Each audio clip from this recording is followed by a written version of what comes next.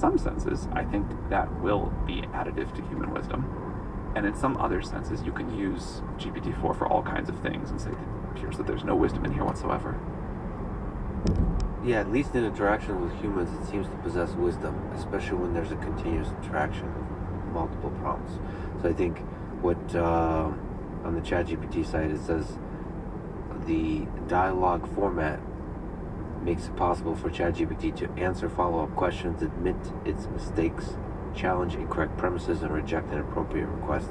But also, there's a feeling like it's struggling with ideas. Yeah, it's always tempting to anthropomorphize this stuff too much, but I also feel that way. Maybe I'll take a small tangent towards Jordan Peterson, who posted on Twitter this kind of political question. Everyone has a different question they want to ask ChatGPT first, right? Like the different directions you want to try the dark thing. It somehow says a lot about people when they try first. Oh no. We don't have to reveal what I asked. We do not. I of course asked mathematical questions and never asked anything dark.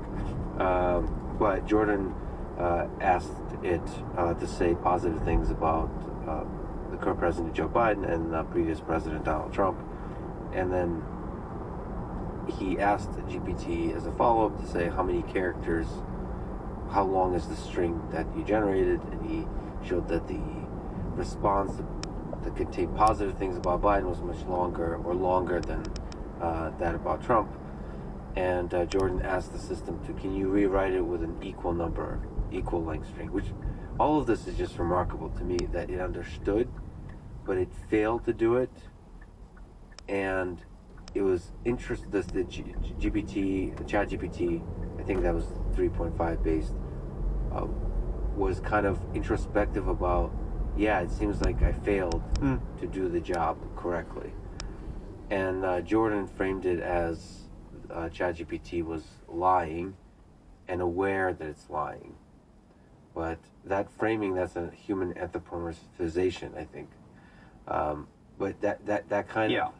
There seemed to be a struggle within GPT to understand how to do, like what it means to generate a text of the same length in an answer to a question, and also in a sequence of prompts, how to understand that it failed to do so previously and where it succeeded, and all of those parallel reasonings that it's doing. It just seems like it's struggling. So two separate things going on here. Number one, some of the things that seem like they should be obvious and easy, these models really struggle with. Yeah. So I haven't seen this particular example, but counting characters, counting words, that sort of stuff, that is hard for these models to do well the way they're architected. That won't be very accurate. Second, we are building in public and we are putting out technology because we think it is important for the world to get access to this early, to shape the way it's going to be developed, to help us find the good things and the bad things. And every time we put out a new model, and we've just really felt this with GPT-4 this week, the collective intelligence and ability of the outside world helps us discover things we cannot imagine, we could have never done internally. And both great things that the model can do, new capabilities, and real weaknesses we have to fix. And so this iterative process of putting things out, finding the great parts, the bad parts, improving them quickly, and giving people time to feel the technology and shape it with us and provide feedback, we believe is really important. The trade-off of that is the trade-off of building in public, which is we put out things that are going to be deeply imperfect.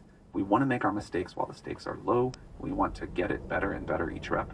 But the bias of ChatGPT when it launched with 3.5 was not something that I certainly felt proud of. It's gotten much better with GPT-4. Many of the critics, and I really respect this, have said, hey, a lot of the problems that I had with 3.5 are much better in 4. But also, no two people are ever going to agree that one single model is unbiased on every topic. And I think the answer there is just going to be to give users more personalized control, granular control over time. And I should say on this point, I've gotten to know Jordan Peterson, and I tried to talk to GPT-4 about Jordan Peterson, and I asked it if Jordan Peterson is a fascist. First of all, it gave context. It described actual, like, description of who Jordan Peterson is, his career, psychologist, and so on. It stated that some number of people have called Jordan Peterson a fascist, but there is no factual grounding to those claims, and it described a bunch of stuff that Jordan believes. Like, he's been an outspoken critic of various totalitarian ideologies, and he believes in individualism and various freedoms that contradict the ideology of fascism and so on. And it goes on, like, really nicely, and it wraps it up. It's a college essay. I was like, God damn. One thing that I hope these models can do is bring some nuance back to the world. Yes, it felt really nuanced. You know, Twitter kind of destroyed some, Yes. and maybe we can get some back now. That really is exciting to me. Like, for example, I asked, of course, did the COVID virus leak from a lab? Again, answer, very nuanced. There's two hypotheses. Like, described them. It described the amount of data that's available for each. It was like a breath of fresh air.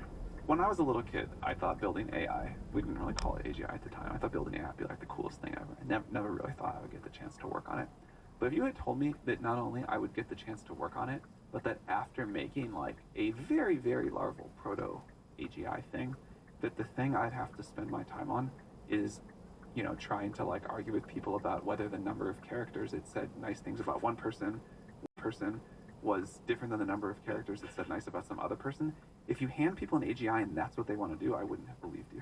But I understand it more now. And I do have empathy for it.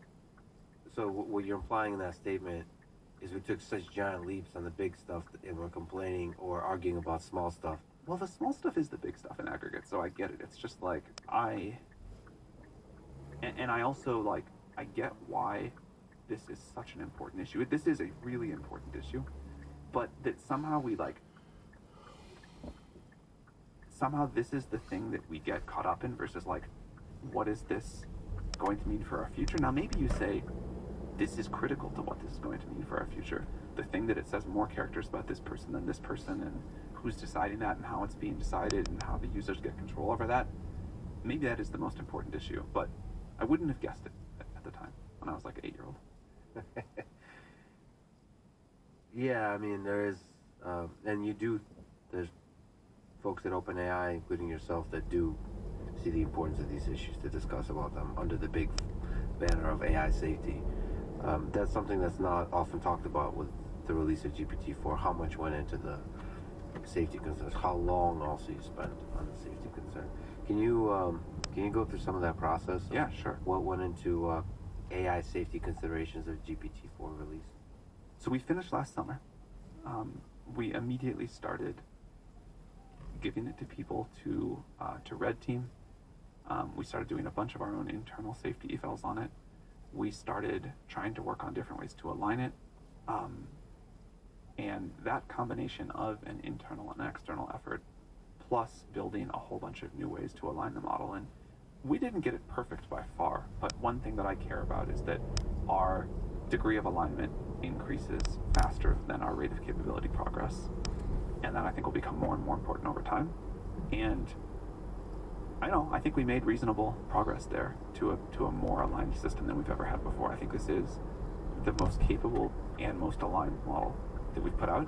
We were able to do a lot of testing on it, and that takes a while. And I totally get why people were like, give us GPT-4 right away. But I'm happy we did it this way.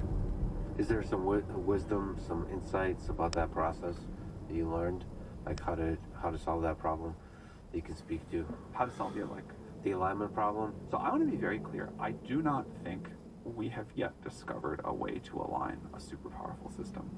We have something that works for our current scale called RLHF. And we can talk a lot about the benefits of that and the utility it provides. It's not just an alignment. Maybe it's not even mostly an alignment capability. It helps make a better system, a more usable system. And this is actually something that I don't think people outside the field understand enough. It's easy to talk about alignment and capability as orthogonal vectors, they're very close. Better alignment techniques lead to better capabilities, and vice versa. There's cases that are different.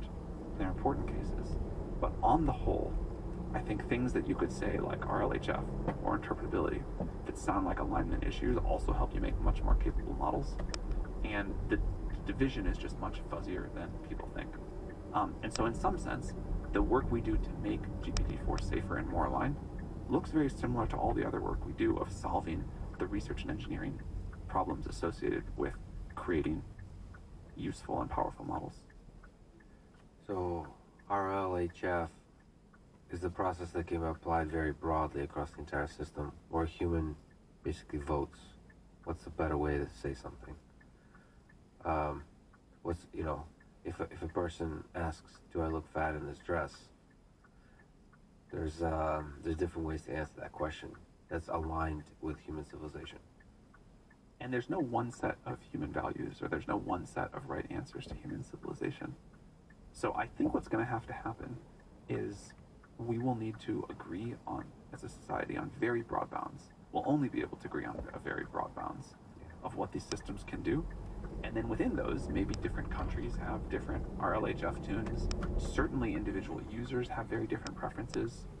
We launched this thing with GPT-4 called the system message, which is not RLHF, but is a way to let users have a good degree of steerability over